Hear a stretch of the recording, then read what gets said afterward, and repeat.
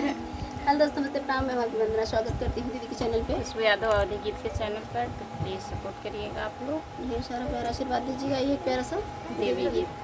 तुआ के डर हउई के तुआ के डर हो, झूलली कवन मैया झूलई बड़े भोर हो, झूलली कवन मैया झूलई बड़े भोर हो, झूलली कवन मैया निबिया के डर हउए रेशम के डोर हो, निबिया के डर हउए रेशम के डोर हो, झूलली शीतला मैया झूले बड़े भोर हो, झूलली शीतला मैया झूले बड़े भोर हो, केतुआ के डर हउए केतुआ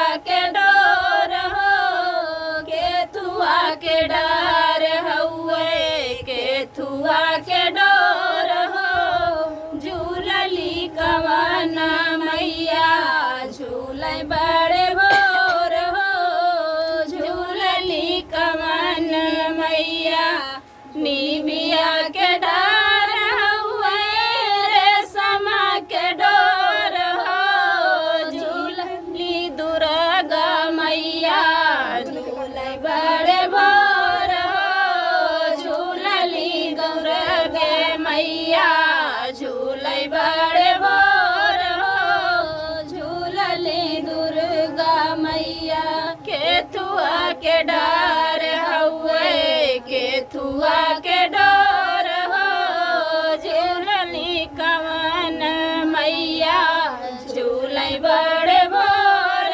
हो, झूलती कवन मैया निमिया के डर हउए रेशम के डोर हो, झूलली सदाऊ मैया झूले बड़े भोर हो, झूलती सदाऊ मैनी झूले बड़े भोर हो, झूलती सताऊ बहिनी। तो फ्रेंड था माता रानी का गीत। आप लोग को अच्छा लगा, आपको किसी ने अगर दोस्तों